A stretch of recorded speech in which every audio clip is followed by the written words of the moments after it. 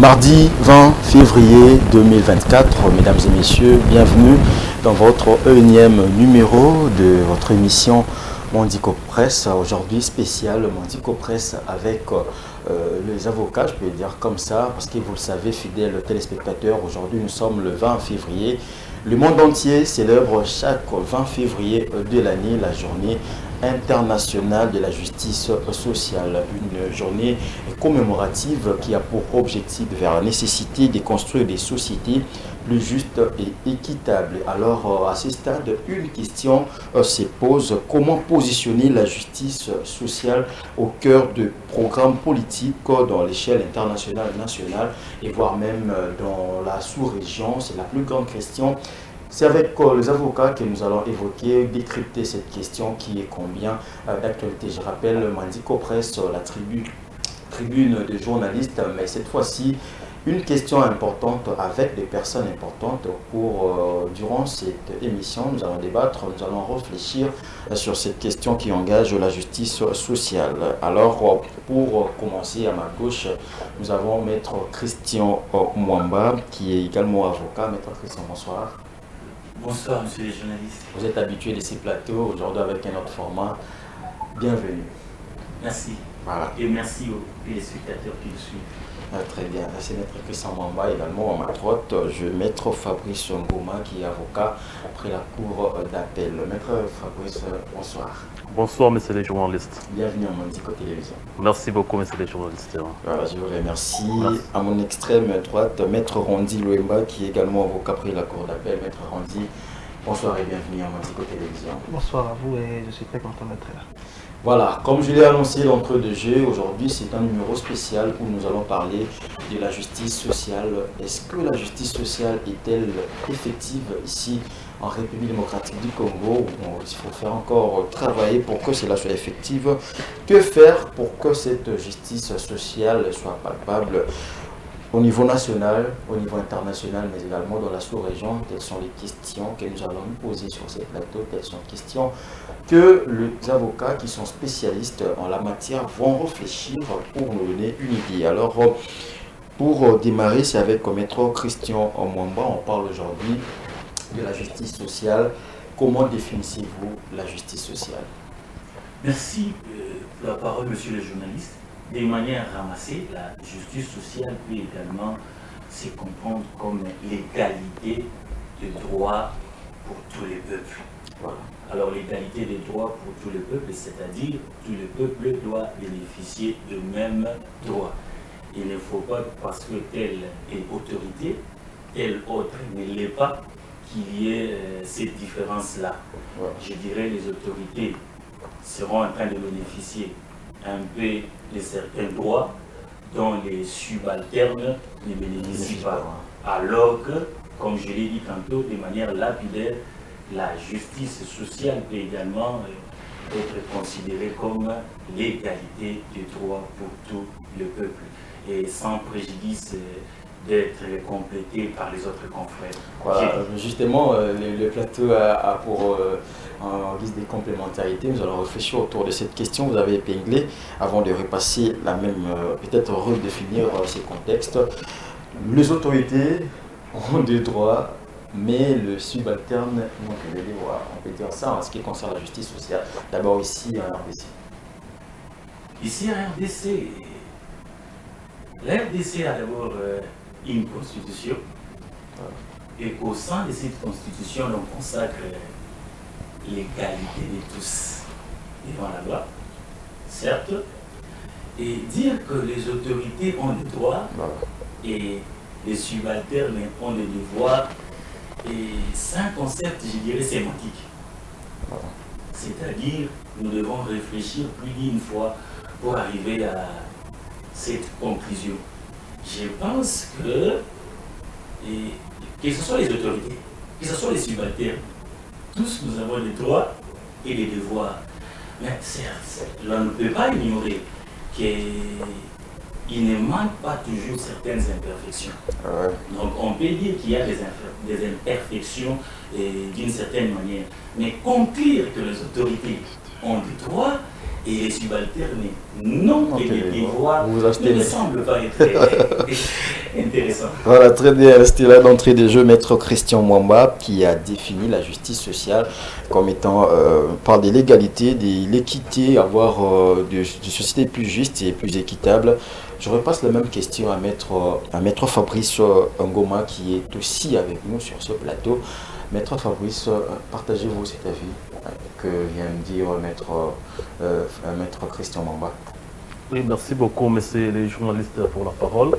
Oui, évidemment, je partage également cet avis, l'avis qui a été donné par mon prédécesseur, Maître Christian Mwamba. En fait, juste on va complétant aussi par la suite ce qui pourra en quelque sorte agencer son idée, sinon le cheminement de sa meilleure réflexion, si je peux l'appeler d'ailleurs, sinon la qualifier ainsi. Donc dans le sens que beaucoup plus épingler l'objectif. Dans ce sens, c'est-à-dire que c'est à quoi consiste la justice sociale, de manière générale, sinon de manière ramassée, comme l'a si bien épinglé Maître Christian Mwamba, et donc c'est-à-dire dire de façon superficielle. Donc par là, nous pourrons dire que la justice sociale peut consister, sinon peut avoir pour, ou bien a comme objectif, la façon, c'est-à-dire le fait de pouvoir déterminer ce qui doivent être, sinon ce qui sont les attentes légitimes des individus vivant dans une société. Donc face à cette société dans laquelle ils vivent. Donc voilà de manière brève, d'entrée de jeu, ce que nous pourrons dire en complétant ce que Maître Christian vient de dire maintenant. Voilà. Qu'attendez-vous par les attentes légitimes que peut-être la population parce que de manière sommaire, vous avez épinglé quelles sont les attentes légitimes qui doivent certainement, quand on voit cela, on dit qu'il y a la justice sociale qui est effective. Oui, les attentes, merci beaucoup une fois de plus pour la parole, messieurs les journalistes. Les attentes légitimes, bon, de manière sinon de manière simple, nous pourrons dire que c'est résumé par le fait de, comme là d'ailleurs si bien dit Maître Christian, là presque tout ramassé de façon globale. En fait, cette caractéristique des devoirs, donc des obligations d'une part, ou bien devoirs, et d'autre part des droits, comme les uns vis-à-vis des autres, les uns ainsi que les autres. Là, nous faisons allusion aux animateurs, c'est-à-dire que nous appelons en langage courant les autorités de manière générale, ainsi que les administrés, que nous appelons généralement la population. Donc c'est dans ce sens-là. C'est-à-dire que c'est quelque chose qui doit être une manière de sécuriser la population lors de leur exercice peut-être. Merci beaucoup, c'est vraiment tout à fait cela. Donc une manière de sécuriser, une manière de placer des garde-fous dans ce sens-là. Mettre de verrou. Justement, on en parle dans cette émission, comment mettre de verrou. L'idée, c'est la question, là je repasse la parole à Maître Randy Luemba qui est aussi avec nous sur ces plateaux. On dit comment positionner la justice sociale au cœur de politique ici en RDC. Vous êtes avocat. Pensez-vous aujourd'hui que la justice sociale, sans pourtant revenir dans la définition, si vous allez épingler justement de manière sommaire, pensez-vous aujourd'hui qu'au cœur de politique, au cœur de programme politique, il y a la justice sociale? Ou bien c'est juste, ils ont mis à côté cette justice sociale? Ok, merci déjà pour la parole. Avant de commencer, j'aimerais aussi donner une petite définition. Voilà. Parce qu'il faudrait que ceux qui nous suivent nous comprennent très bien. De quoi est-ce que nous sommes en train de parler? Nous sommes en train de parler de la justice sociale. La justice sociale, nous voulons simplement dire que c'est fondé, la justice sociale est fondée sur l'égalité, sur l'équité, pour tous les êtres humains, que ce soit que quelqu'un soit ministre, ambassadeur, quelqu'un qui nettoie, il jouit des mêmes droits que ceux-là. Mais j'aimerais aussi ajouter un petit plus, c'est aussi cette possibilité qu'on l'accorde à chaque citoyen sans discrimination, de jouir de certains progrès, de jouir de certains biens, de progrès économiques, de progrès social. Et encore par rapport à la question que vous m'avez posée, si réellement la justice sociale est une réalité, j'aimerais dire ceci. C'est difficile de dire oui ou non, mais j'aimerais dire que la justice sociale c'est un idéal. C'est un idéal, c'est-à-dire que nous sommes en train de viser cela. Même les grands pays que nous voyons aujourd'hui, les États-Unis d'Amérique, l'Allemagne, eux aussi ils ont cette vision-là, eux aussi ils ont cet idéal-là de réellement vivre dans cette justice sociale. Donc je peux dire que c'est un idéal et nous sommes en train de poursuivre cet idéal-là. Voilà. Donc dire oui ou non, C'est un en peu cours. compliqué, mais c'est en cours, c'est ça. Le processus est déjà entamé et pour ça nous sommes très heureux. Voilà, le processus est entamé. Je repasse la question à Maître Christian Mwamba, puisqu'on parle également de la justice sociale. La plus grande question se pose ici en République démocratique du Congo, un pays de moins 2 345 000 km², un pays continent, comme on dit. Est-ce qu'aujourd'hui la justice sociale est effective? Au vu de tout ce que vous rencontrez dans votre exercice, parce que justement vous recevez des gens qui sont peut-être victimes d'une sorte d'injustice au milieu où ils sont en train de travailler, c'est récurrent dans votre travail. Est-ce qu'on peut conclure comme ça? Ou bien, comme l'a dit Maître Rondi, il y a encore beaucoup à faire. Le processus est entamé. Question très pertinente, monsieur le journaliste. Est-ce que la justice sociale en RDC est assurée? Est-ce que l'automobiliste et les piétons, lorsqu'ils se présentent peut-être en justice, on les traite de la même manière? Est-ce que la dame qui est en train de vendre les cacahuètes, lorsqu'elle se présente en justice avec un directeur général d'une entreprise, on les traite de la même manière? Voilà. Est-ce que lorsque le travailleur se présente en justice avec son patron, contre son patron, c'est récurrent. D'ailleurs, il y a l'inspection du travail. L'inspection du justement. travail. Même à l'inspection du travail, est-ce qu'on les traite de la même manière? Voyez-vous? Est-ce que si c'est le cas d'une dame veuve qui se présente en justice, même en matière successorale, on traite cette dame de la même manière?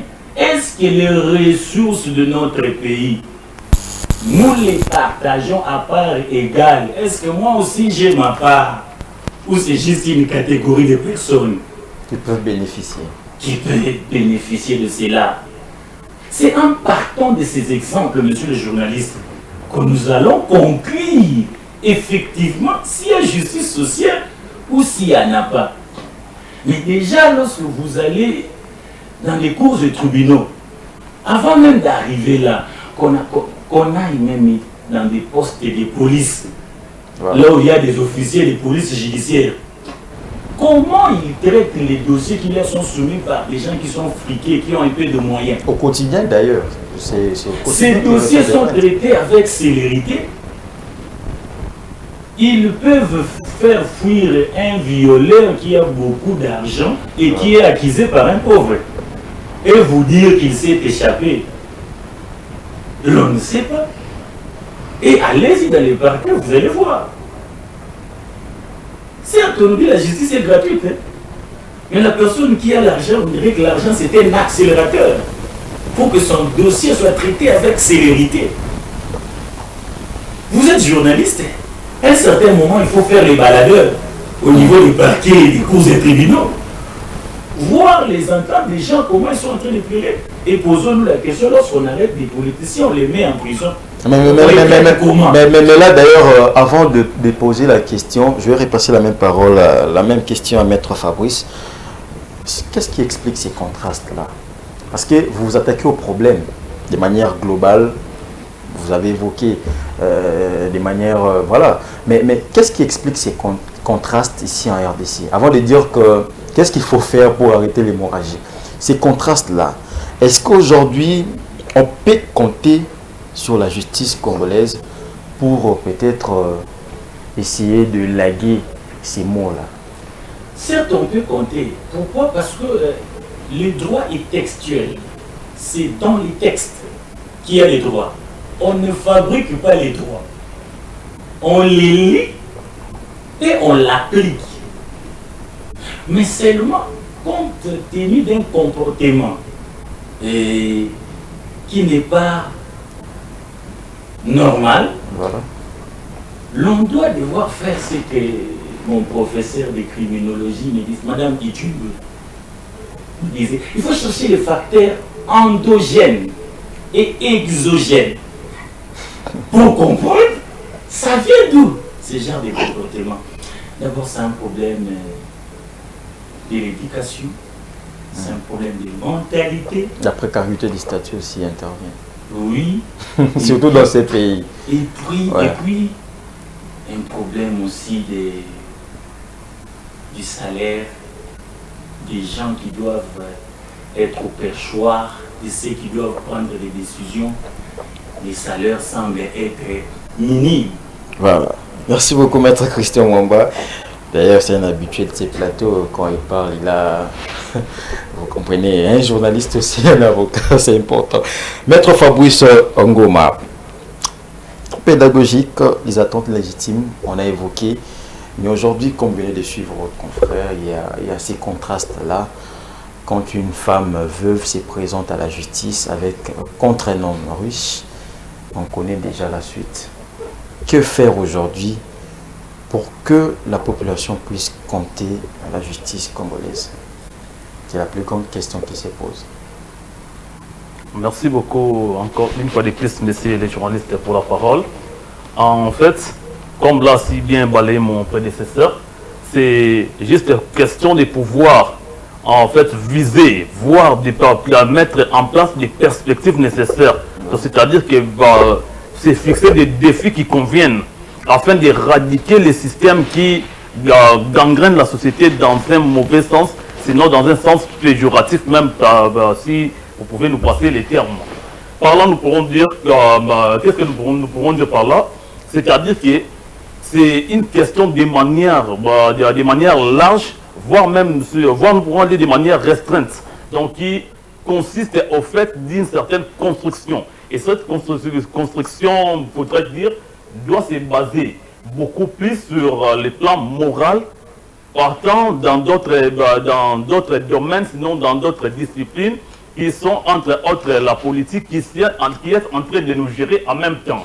C'est-à-dire que c'est une construction, donc ça doit consister... Donc il y a la politique aussi qui intervient, qui a une mainmise pour que cette justice-là soit défaillante. Tout à fait, monsieur le journaliste, c'est la raison pour laquelle nous parlons même d'une construction morale à la fois et en même temps politique. Voilà. C'est-à-dire qu'éradiquer, comme nous cessons de les répéter, sinon de les dire, qu'un système mauvais qui en fait bat record depuis un certain temps, ou sinon même nous pourrons dire, si nous pourrons utiliser les termes, donc il y a élu domicile depuis un certain temps, depuis des décennies. Donc voir maintenant, c'est-à-dire mettre des stratégies en place pour que tout cela soit éradiqué afin de vivre une nouvelle façon, sinon de voir une autre manière de faire des choses et voir même de les appliquer. Voilà, fidèles téléspectateurs, je rappelle que c'est votre émission Mondico Presse et aujourd'hui spécial, nous avons les avocats sur ces plateaux et nous parlons d'un sujet important qui concerne la justice sociale. Aujourd'hui, c'est la journée internationale de la justice sociale, une journée commémorative. Voilà pourquoi ces plateaux existent, pour réfléchir sur la question. Maître Rondi Luemba, on a évoqué beaucoup de sujets ici et vous êtes sur ces plateaux. Les contrastes évoqués par vos confrères, ce qui fait en sorte que la justice soit défaillante. Qu'est-ce qu'il faut faire? Parce que j'aimerais qu'après, nous puissions revenir sur les fonctionnements même de l'inspection du travail. Parce que quand on voit la justice sociale, on a tendance à comprendre directement aussi le devoir ou les droits d'un employé vis-à-vis de son employeur. On va revenir là-dessus. Maître Rondi Luemba, qu'est-ce qui explique ces contrastes selon vos analyses? Je crois que Montesquieu nous a dit quelque chose de très important. Montesquieu nous a parlé un peu de la séparation du pouvoir. Voilà. Aussi longtemps que le pouvoir judiciaire sera encore sous tutelle, aussi longtemps que le pouvoir judiciaire sera encore en train d'attendre les prérogatives, les ordres, un peu comme si ceux-là qui ont fait le bon droit, alors que c'est nous qui avons fait le droit. Je crois que l'un des grands problèmes, c'est que notre pouvoir judiciaire est contrôlé, notre pouvoir judiciaire est encerclé par le pouvoir exécutif. Et alors le pouvoir judiciaire ne peut pas s'exprimer comme il le faut. Je peux bien vouloir dire le bon droit, mais après quoi, qu'est-ce qui va m'arriver? Donc je crois qu'il faut réellement cette séparation du circuit de pouvoir, comme Montesquieu nous l'a dit. Voilà. Et je crois qu'il faudra aussi prendre soin de cela. Et cette séparation du pouvoir ici, c'est un mythe? Disons, oui, en quelque sorte. Disons que nous sommes dans un mythe, disons que nous sommes dans une utopie. Bien que le processus est engagé. Bien que le processus est entamé. Vous savez, je lisais un ouvrage, quelqu'un disait que nous avons réellement nous avons des articles, nous avons une constitution, nous avons des lois, mais entre ces lois et leur applicabilité, il y a une fossé. Voilà. Il y a une grande fossé. Il y a des lois, on peut dire le bon droit. Il peut réellement avoir une bonne administration de la justice dans notre pays. Aussi longtemps qu'il y aura encore le pouvoir exécutif, aura la main sur le pouvoir judiciaire, ça sera difficile de dire le bon droit. Même si j'ai la bonne volonté. Parce que nous savons que c'est la justice qui élève une nation. C'est la justice. Donc pour que même notre nation aille de l'avant, il faut la justice. Donc, dire ces bons droits ne sera pas facile. Il y a un concept qui m'est venu en tête, excusez-moi, il y a un concept qui m'est venu en tête aujourd'hui, après juste l'accession au pouvoir de Félix Tshisekedi, après la fin du règne de Joseph Kabila, les Congolais s'est fait bomber les torses, qui ont envie de dire que tu as un état des droits. C'est quoi vraiment cet état des droits? Parce qu'il y a quelqu'un qui nous regarde. État des droits, et peut-être en lingala, kanisi que à Koikosala, Nyosoto, Lingipo. Est-ce que l'état des droits, c'est mettre à côté l'influence dont tu as évoqué ici? Est-ce que Je crois que l'état de droit se définit simplement par un état qui est réglementé par des règles, par des lois. Nous ne sommes pas dans une jungle où c'est la loi du plus fort qui est en train de prévaloir. Non, il y a des règles, il y a des droits. Nous avons dit que la justice sociale, c'est l'égalité des droits pour tout un chacun. Le ministre et c'est lui qui est en train de balayer. En fait, quand nous parlons de l'état de droit, nous voulons juste dire que c'est cet état où le droit est là, les droits existent, le droit a la force. Ce n'est pas un individu, c'est la loi qui a la force. Donc un état de droit, c'est un état où les nationaux sont administrés vraiment par le loi, par le droit. Où les lois ils sont connues, les lois sont promulguées, même jusqu'à l'intérieur. Nous ne limitons pas simplement ici à Kinshasa, même à l'intérieur, les lois sont connues. Donc ce que je peux dire, l'état de droit, c'est ça. Nous sommes réglementés par les lois. Merci Maître Randy Oluemba, avocat après la cour d'appel. C'est comme dans Question pour un champion, vous avez vu? Non mais juste, voilà, allez-y. Monsieur Vidi, je vais appuyer ce que les confrères venaient de dire, les deux confrères, Maître Fabrice et Maître Randy, je voulais les compléter. En fait, il y a ce qu'on appelle l'inféodation du pouvoir judiciaire dans le pouvoir exécutif. Donc, le pouvoir judiciaire est inféodé dans le pouvoir exécutif. C'est pourquoi il y a des... Maître Randy l'a dit, les lois sont là, les textes sont là, mais les personnes chargées de les appliquer, ce sont des magistrats, debout comme des magistrats assis. Maintenant, puisqu'il y a la même use de la politique, les injonctions, la politique qui a l'armée, la politique qui a la police, la politique qui a les services de sécurité, et comme la politique a la même mise, il se fait que le pouvoir judiciaire se sent étouffé. Il reçoit plus des injonctions.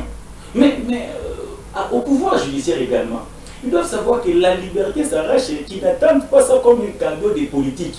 Ça ne viendra pas. Ils doivent se battre pour sortir de cette inféodation, c'est-à-dire vivre la plénitude de la séparation des pouvoirs. Qu'on parle pouvoir exécutif, pouvoir judiciaire et pouvoir législatif. Parlons des droits aussi des employés vis-à-vis de l'employeur. Aujourd'hui, la justice sociale aussi peut impacter dans le milieu de travail. Est-ce qu'aujourd'hui, on peut parler de la justice sociale? Vous recevez souvent des plaintes aussi. Vous êtes avocat, c'est tous les jours que les gens vous voient pour des plaintes. Les employés se sentent à un certain moment... Bon, je dirais même beaucoup d'employés ne connaissent pas leurs droits. Ça aussi, c'est une faute. Est-ce que c'est à eux de comprendre directement qu'ils ont aussi des droits, hormis les devoirs? Et qu'est-ce qu'il faut faire pour que ces employés-là comprennent que la justice sociale doit vraiment se faire sentir dans leur cas? Bon, s'agissant d'abord des employés, vous savez, si vous méconnaissez vos droits, si vous ne les connaissez pas, une autre personne peut jouer avec vous. Nous avons le devoir de connaître nos droits pour mieux les réclamer en tant qu'employés. Voyez-vous, les employés ont des droits. Ils ont vraiment des droits. Mais la justice, à leur niveau, se présente lorsqu'ils entrent en désaccord avec l'employeur. Lorsqu'ils entrent en désaccord avec l'employeur, c'est là qu'il y a beaucoup de problèmes. Parce que, il faut d'abord vous demander, vous avez fait quoi pour vous retrouver dans cette entreprise? Vous êtes sous contrat ou vous n'êtes pas sous contrat? Si vous n'êtes pas sous contrat, avez-vous déjà travaillé de manière successive dépassant 23 jours, oui ou non? Là, c'est déjà la loi, parce que 23 jours. Si vous avez dépassé, vous êtes sous quel régime? Si vous êtes sous un régime quelconque, par exemple un engagé à durée indéterminée, et dans cette matière-là, vous devez savoir que les contrats ne peuvent se terminer que par une faute lourde. Lorsqu'il y a une faute lourde, c'est en ce moment-là que le contrat peut prendre fin. Et s'il n'y a pas faute lourde et que l'on vous démet de vos fonctions, voilà, vous avez le droit de saisir l'inspecteur du travail. Mais comme dans toute autre entreprise bien organisée, il y a toujours des voies de recours internes. Avant même d'aller voir l'inspecteur du travail, vous allez de manière interne introduire votre recours, demandant, voilà, mes droits sont marginalisés. On va vous qualifier de témoins gênants. C'est la réalité qui se passe. Ouais. On va vous qualifier de cela. Et puis, vous allez saisir après l'inspecteur du travail, même via votre avocat, et l'inspecteur du travail va devoir tenter une phase de conciliation. Si ça ne tient pas, il dresse un PV de non-conciliation. Et puis, c'est en ce moment-là, avec ces PV-là, que vous pouvez saisir le tribunal du travail. Mais seulement, comme la justice sociale ne se limite pas que là. Vous savez, il y a toujours une différence entre les salaires du numéro 1 de l'entreprise et les salaires du huissier.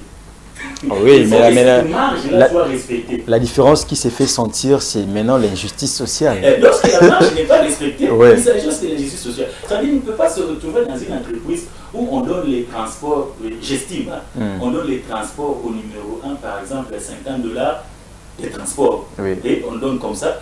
Et puis, l'huissier prend 3 000 francs. Déjà, ça ne marche pas. Il y a de l'injustice. C'est pas la justice sociale. La justice sociale, également dans les milieux de travail, veut assez que lorsque nous occupons le même poste, que nous puissions aussi être rémunérés de la même manière. Certes, je sais qu'il y a des entreprises qui rémunèrent par rapport au diplôme. Oui, mais là aussi, la question se pose, est-ce qu'aujourd'hui, on peut commencer à rémunérer par rapport au diplôme? Bien, c'est la loi. Que dit la loi par rapport à cette question? En tout cas, à mon humble avis, comme nous sommes tous égaux devant la loi, je crois que dans les entreprises, l'on ne devrait pas rémunérer par rapport au diplôme, mais l'on devrait rémunérer par rapport au travail abattu. Donc l'on vous rémunère par rapport à ce que vous faites. Et ça va être quelque chose de bien. Sinon, vous allez retrouver quelqu'un qui a un grand gabarit, un grand diplôme, mais sur le terrain, il ne fait pas grand-chose. Alors que vous avez en face de vous un diplômé d'État, mais qui défend l'entreprise d'une manière extraordinaire. Voilà, je passe la parole à Maître Fabrice Ngoma. La justice sociale aujourd'hui au milieu du travail, au milieu professionnel, est-ce que cela s'est fait sentir? Oui, merci une fois de plus, monsieur le journaliste. Bon, en fait, pour aller vite, pour aller juste droit au but, je dirais tout simplement que je répondrai simplement dans votre question, à votre question plutôt, que cela ne se fait pas du tout sentir. Voilà. Et je vais m'expliquer par la suite en disant que c'est juste une question des rapports de force qui intervient dans ce sens justement, mais je vais beaucoup plus marteler en disant que c'est dans les rapports de force qui fait fi à la théorie des rapports d'équilibre. Voilà. En parlant, en fait, nous voyons, nous tournons beaucoup plus entre autres en faisant allusion dans des idéaux. Là, nous voyons beaucoup plus. Il y a en fait des idéaux qu'on peut qualifier des principes même, que nous pouvons dire. En fait, d'abord, il y a l'équité et la justice de manière, nous pourrons dire, pure et simple, qui en fait se globalise, sinon se caractérise par ce qu'on appelle, qui aboutit par ce qu'on appelle l'égalité. Voilà. Donc, c'est-à-dire, avant d'y arriver, il y a d'une part l'équité et d'autre part, il y a aussi la justice. Pour mieux arriver dans ce stade de la justice proprement dite, et qu'il faudra d'abord qu'il y ait l'applicabilité de ce qu'on appelle l'équité. Raison pour laquelle nous avons parlé, sinon nous parlons nous parlons des rapports de force. Voilà, qui intervient. Des rapports de force qui interviennent souvent, d'ailleurs couramment même, nous pourrons dire, et d'autres parties, jusqu'au point maintenant de parler, en fait, si je vais faire une certaine marche en arrière par rapport à ce que mes prédécesseurs viennent de dire.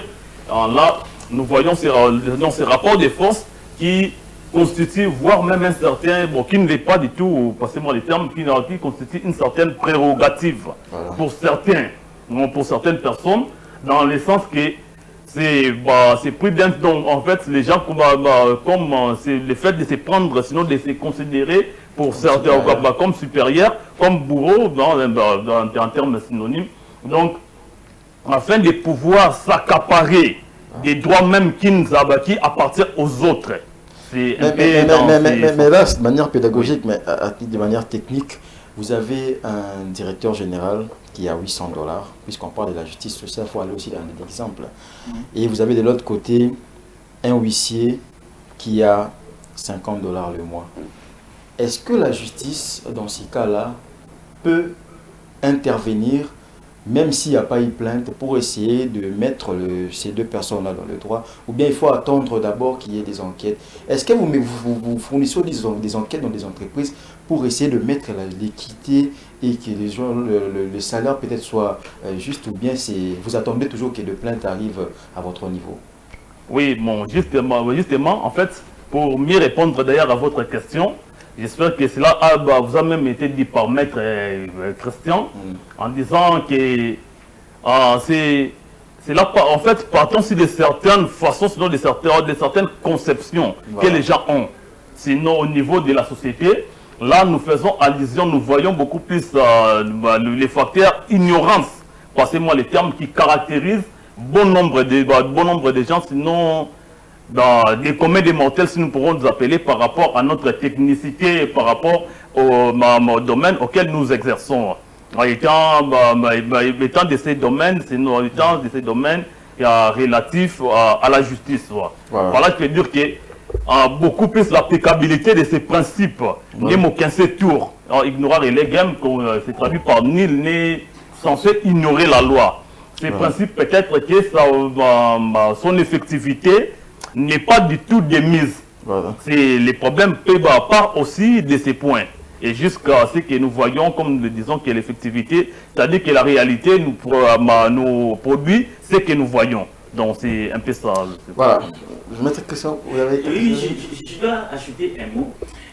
La question était pertinente, comme venait même de le répondre Maître Fabrice. Vous avez dit, est-ce que vous enquêtez? Voilà. Est-ce qu'il y a des enquêtes dans le milieu professionnel? Les enquêtes ne sont pas l'apanage des avocats. Voilà. Voyez-vous. Les avocats n'enquêtent pas. En réalité, nous recevons les plaintes de nos clients et nous voyons comment les orienter.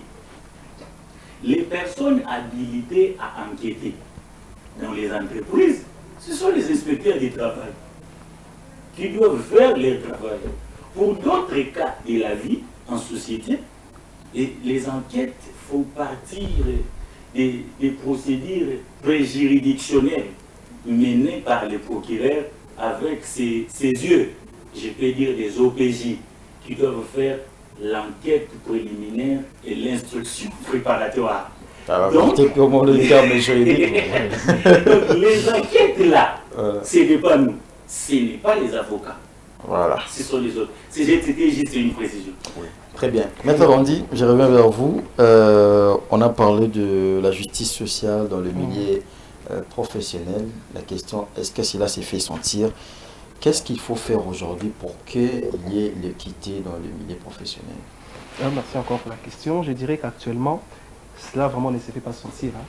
Et à tous les niveaux, une femme de ménage qui travaille dans une maison, vous verrez qu'elle est vraiment torturée. C'est vraiment comme un esclavagisme. C'est comme un contrat d'esclavagisme. Et quand vous commencez à monter même dans les grandes entreprises, nous sentons qu'il n'y a pas réellement le respect de la justice sociale dans le milieu du travail. Même comme je l'ai dit au début, que nous sommes dans un idéal. Nous sommes en train d'aller quelque part. Petit à petit, il y a un changement qui est en train de s'amender. Il y a quelque chose qui est en train de se faire voir. Aujourd'hui, plusieurs savent consulter des avocats quand quelque chose ne marche pas. Il y a un grand problème. Ce qui n'existait pas peut-être, ou n'existait pas comme il le faudrait. Voilà. Je crois qu'il y a aussi un grand problème dans le domaine du travail, c'est que, comme l'a dit mon confrère, Maître Fabrice, même Maître Christian, nous, avocats, nous disons que nul n'est censé ignorer la loi. Quand on vous a causé un préjudice et que vous ne savez pas qu'est-ce que vous allez faire. quelle sera votre réaction? Peut-être vous garderez silence. La faute ne revient pas forcément à vos employeurs.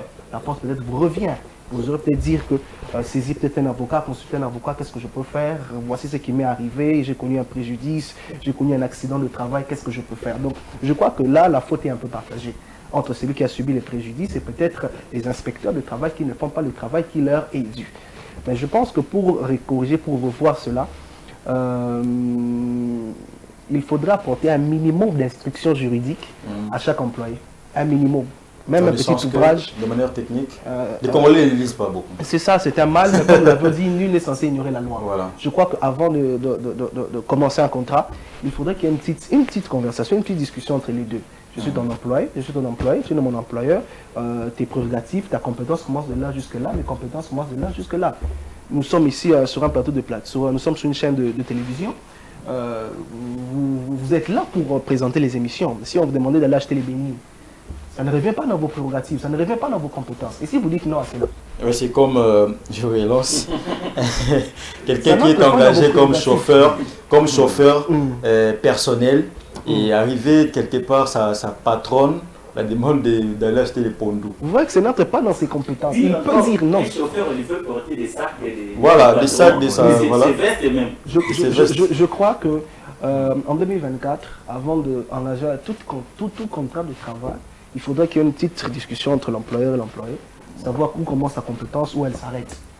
Même un employé de 50 $ qui a 100 $ le mois peut avoir son avocat. Il y a beaucoup de préjudices. Oui, c'est une affaire, c'est un dossier, c'est une affaire. Justement. C'est un dossier, c'est une affaire. Voilà. On suit en direct aussi. Ce qui est sûr, dans une entreprise, il y a toujours ce qu'on appelle les règlements intérieurs. Il y a aussi ce qu'on appelle le manuel de procédure. Si on vous présente un contrat, on ne doit pas vous le faire signer le même jour. On vous remet les contrats pour que vous reveniez avec le contrat dans 48 heures. Qu'est-ce que vous allez faire? Qu'est-ce que d'autres font? Ils nous consultent avant. Voilà. Maître, on m'a donné ces contrats ici. Dites-moi, est-ce que je peux les signer ou je ne peux pas les signer? Vous allez lire les contours du contrat, voir s'il y a des pièges. S'il y en a pas, vous allez lui dire, fais quoi? Signe. Et lorsqu'il arrive dans une entreprise, on doit lui faire signer les règlements intérieurs, on doit également lui faire signer les manuels de procédure. C'est pour qu'il sache, on entre par ici et on sort par là. Comme ça, tout ce que je veux faire, je vais rester dans mon contrat. Voyez-vous? Ça doit être délimité. Je connais que mon travail commence ici et ça se limite là-bas. Si vous ne connaissez pas là où débute votre travail et là où ça finit, c'est autre chose. On peut vous demander un service, certes, vous pouvez le faire, comme vous pouvez aussi rappeler un employeur, certes, ça c'est de la compétence de tel service, mais par respect. Mais quand cela devient récurrent, voyez-vous, et vous avez les droits, certes, de refuser, mais attention. Mais c'est là le problème. Dès que vous refusez, il croit que vous là et lui, vous entrez déjà comme en collision. Voilà. Avec lui, non. C'est lui s'il ne me respecte pas, alors je dois chercher des voies pour le faire pratique. C'est aussi le temps de dire aux employeurs qu'ils respectent aussi les droits du travail. Voilà. C'est un message très important. Merci beaucoup. Nous sommes arrivés à la fin de cette émission. Je donne la parole quelques secondes pour... Oui. Nul n'est censé ignorer. Je l'ai appris ici. Alors, je vais donner la parole à Maître Fabrice Ngoma. On a parlé de la justice sociale. Certes, comme l'a dit Maître Rondi, c'est un processus qui est engagé. Cela n'est pas effectif, cela n'est pas ceci, c'est là, on en a parlé. Qu'est-ce qu'il faut faire pour qu'il y ait cette inclusivité ou pour que cette justice sociale soit effective ici en RDC? Quelles sont les pistes et les solutions en quelques mots? Bon, à mon humble avis, j'aimerais tout simplement dire, j'ose croire, sinon j'aimerais tout simplement dire qu'il s'agit beaucoup plus d'une question de marteler, sinon d'insister sur les systèmes, sinon sur les faits, de vouloir assurer que les droits soient réellement respectés. Par là, je peux dire que le respect des droits qui doit consister par des faits, c'est que chacun doit savoir d'où il est et qu'est-ce qu'il doit faire. Sinon, qu'est-ce qu'il doit, il a en fait à apporter, à amener comme apport, et puis respecter aussi par la suite ce qui ne lui est pas dit, bien ce qui est dit aux autres. Voilà que cette simultanéité, c'est-à-dire que cette réciprocité pourra quand même faire en sorte que l'ordre dans ce sens de la justice sociale dont il est question ici soit effective, soit réelle, puisse vraiment être appliqué tel qu'il se doit, donc de bon gré dans ce sens. Voilà, merci beaucoup. C'était la maître Fabrice Ngoma qui est avocat près la cour d'appel et également notre invité sur ces plateaux. Je passe la même question à maître Rondi Louemba. Maître Rondi, qu'est-ce qu'il faut faire pour que la justice sociale soit effective ici en RDC? Je crois qu'il y a plusieurs pistes de sortie, mais j'aimerais beaucoup plus insister sur l'éducation.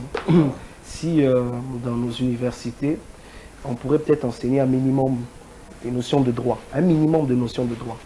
Parce que vous ne pouvez pas échapper au droit. Même si vous êtes couturier, vous n'échapperez pas au droit. Donc je crois que la solution se cache derrière l'éducation, se cache derrière l'instruction. Parce que déjà les Quinois n'aiment pas lire, c'est vrai. Mais je crois que la grande solution se cache là, derrière une petite instruction. Changer les systèmes éducatifs. Apporter, pas changer, je ne dirais pas changer, mais je dirais apporter un plus. Hein. Voilà. Déjà, à l'école secondaire, si on peut voir quelques notions de droit, à l'université, même dans d'autres facultés. Je me rappelle quand j'ai commencé à la faculté de droit, mon professeur me disait que le droit, c'est la seule faculté au masculin. C'est pour nous dire que ça embrasse toutes les facultés. Ça embrasse la médecine, ça embrasse. Donc je crois que le droit doit tout embrasser. Si ceux qui s'engagent là, parce que ceux qui étudient aujourd'hui, demain deviendront des employeurs. Donc si ceux-là peuvent déjà avoir quelques notions, des notions très élémentaires de droit. Très élémentaire de droit, je crois que ça on vient d'énumérer ici, il faut faire ceci, il faut consulter votre avocat. Et puis deuxièmement, j'aimerais dire à tous qui nous entendent, consultez des avocats. Quand il y a un souci, consultez des avocats. Il y a des cabinets. Mais ils disent que vous aussi, vous exorbitez parfois. Il faut demander qu'ils ont consulté. Il faut demander. On vous renvoie la balle. Voilà. Maître Rondi, il est là. On ne va pas évoquer les prix ici. Maître Christian Mwamba, nous sommes arrivés à la fin. Quelles sont les pistes et solutions pour que la justice sociale soit effective en RDC? La question étant complexe, je veux partir dans une méthodologie comme celle-ci. S'agissant des entreprises, et les chefs d'entreprise connaissent aussi les droits des employés. C'est très bien. Et qu'ils acceptent cela. Ce ne sont pas les employés qui ont mis en place les codes du travail, ni encore les chefs d'entreprise. Ce sont d'autres personnes. Pourquoi ne pas accepter cela? Et de respecter les termes du contrat de travail. Si vous avez engagé quelqu'un pour un travail quelconque, respectez cela. Si vous voulez lui ajouter du travail, changer du travail, parler avec lui qui donne aussi son consentement. Voilà. Ça, c'est dans les entreprises. Dans un pays, il faut que les pouvoirs exécutifs comprennent que nous devons tous être soumis au droit. Et c'est bien ça l'état des droits. C'est-à-dire laisser le pouvoir judiciaire faire son travail. Et que le pouvoir judiciaire à son niveau aussi ne se croit pas qu'avec cette indépendance qu'il se permette de faire tout ce qu'il veut. Non. Tous nous devons respecter la loi. Voici ce que je peux dire. Voilà, en un mot, je crois que nous allons revenir pour cette question. Mesdames et messieurs, c'est la fin de votre émission. Aujourd'hui, nous allons parler de la justice sociale. Aujourd'hui, c'est la journée internationale de la justice sociale. Voilà pourquoi nous avons évoqué cette question. Il y a eu des pistes et des solutions, l'objectif, mais également la définition, la redéfinition de cette justice sociale. Quant à moi, je vous retrouve très prochainement avec le même plaisir, la même détermination, le même travail. On se retrouve prochainement. Merci, au revoir.